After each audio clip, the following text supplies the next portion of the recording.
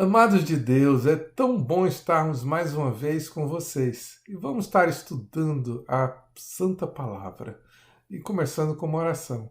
Pai, eu quero te pedir que o Senhor possa me usar como instrumento teu e a tua palavra, que ela é santa, ela é poderosa, ela possa alcançar o fim que o Senhor tem neste momento no coração de cada um dos ouvintes, em nome de Jesus. Amém?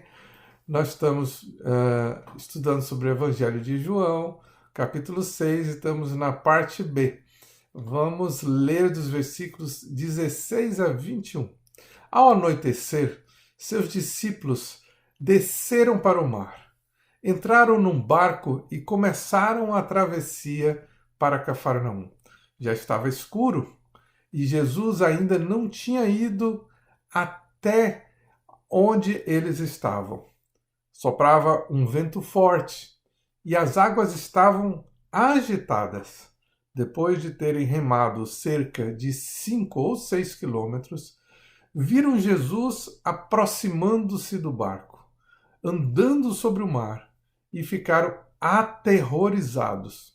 Mas ele lhes disse: Sou eu, não tenham medo. Então resolveram recebê-lo no barco e logo chegaram à praia para a qual se dirigiram. Este evento aconteceu no mesmo dia do milagre da multiplicação dos pães. Já no final da noite, Jesus subiu para o monte, ficou sozinho. E o texto paralelo em Marcos, no capítulo 6, nos informa que os discípulos não haviam compreendido o milagre dos pães. Certamente não entenderam que Jesus é o Criador de tudo que existe e logo tem todo o domínio e poder de multiplicar matéria e tudo mais que para os homens é impossível, pois ele é a segunda pessoa da Trindade. Ele estava lado a lado com Deus encarnado em forma de homem. Se nós estivéssemos junto com os discípulos naquele momento, certamente também não entenderíamos.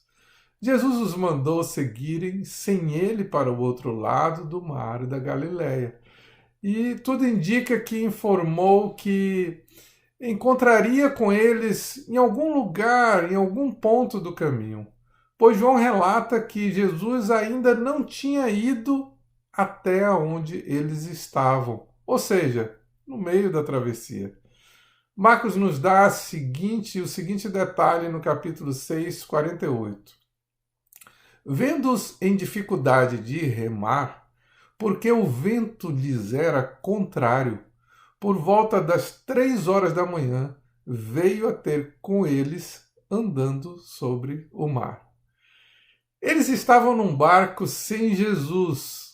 Tinham remado por muitas horas durante a noite. Uma vez que a correnteza era contrária, estavam cansados de remar sem conseguir passar adiante. Estavam com medo por causa da tempestade causada por ventos bem fortes. Os discípulos não contavam com Jesus naquele momento, pois ele não estava no barco e era escuro da noite. Esta passagem nos traz um paralelo de situações que todos nós passamos quando estamos em tribulação. É terrível quando nos sentimos ameaçados e não vemos em nós mesmos condições de sair do problema. Podemos até dar certos nomes: tribulação de saúde, tribulação financeira, tribulação no matrimônio, tribulação com filhos, tribulação no trabalho, com colegas, com chefe, etc. As tribulações nos trazem medo e insegurança, pois a impressão que temos é que, ao não vermos Jesus no barco do nosso momento, pensamos que vamos afundar. E parece que vamos afundar dentro de pouco tempo. Por esse motivo, precisamos ser relembrados que o fato de nós não vermos Jesus dentro do barco não significa que ele não está presente e nem que ele nos abandonou à deriva. Não é por não vermos Jesus que significa que ele não esteja nos vendo. O Evangelho de Marcos nos diz que Jesus estava em terra e, vendo-os em dificuldade a remar, foi a ter com eles andando sobre o mar, onde ele se mostra fisicamente a eles. Neste momento, ele vai andando sobre o mar e se apresenta para os discípulos. Eles não estavam esperando por isso e ficaram assustados. Muito assustados de ver, no meio daquela tempestade, que pudesse aparecer um vulto humano andando sobre as águas. Eles entraram em desespero ainda maior e começaram a gritar de medo. É o que está registrado nos evangelhos.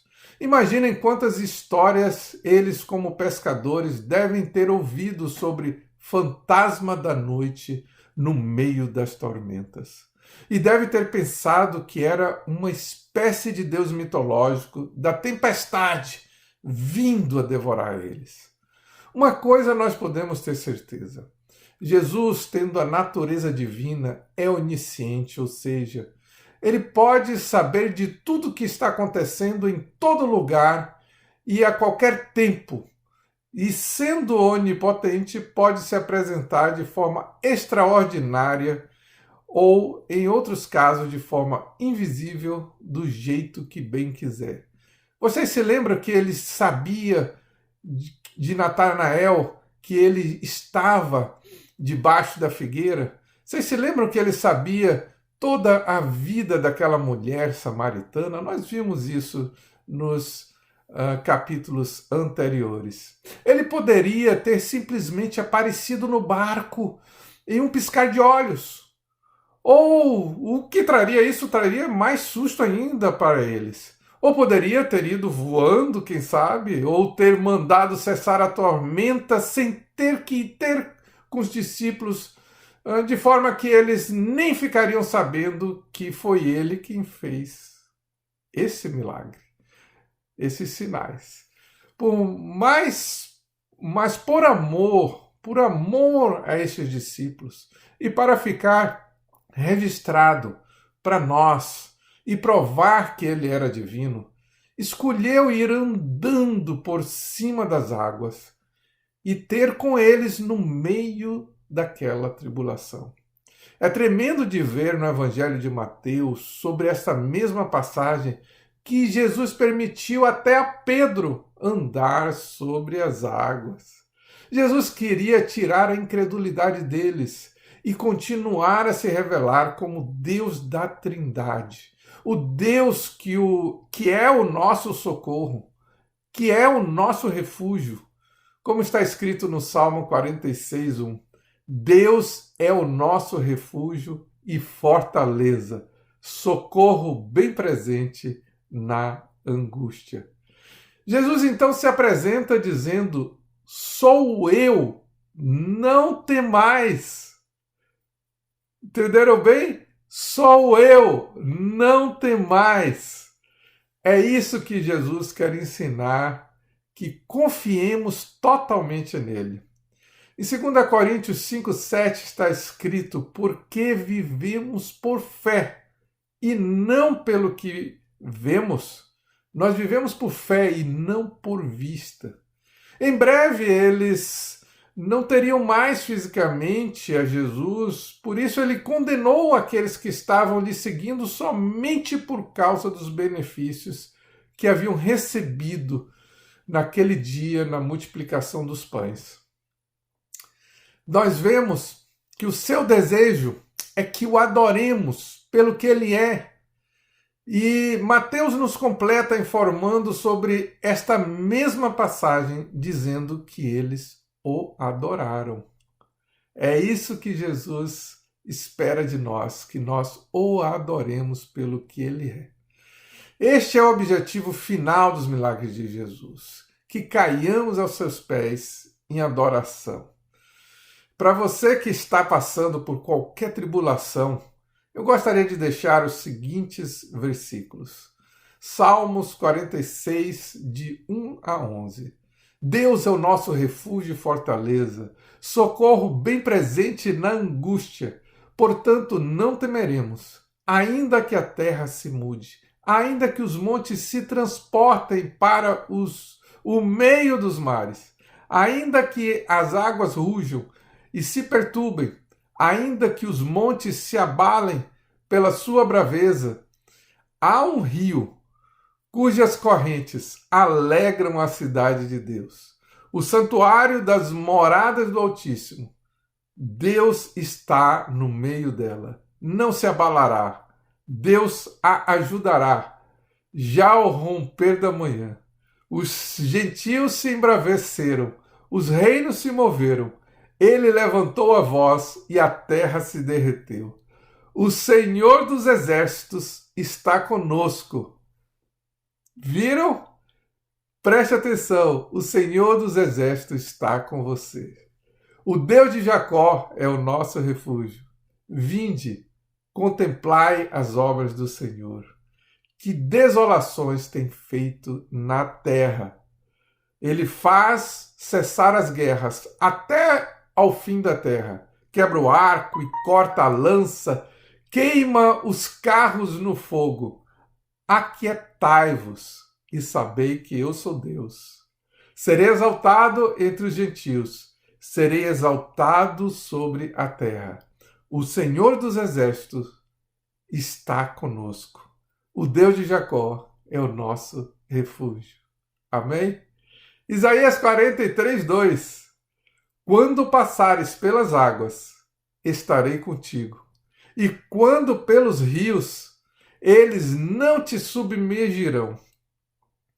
Quando passares pelo fogo, não te queimarás, nem a chama arderá em ti.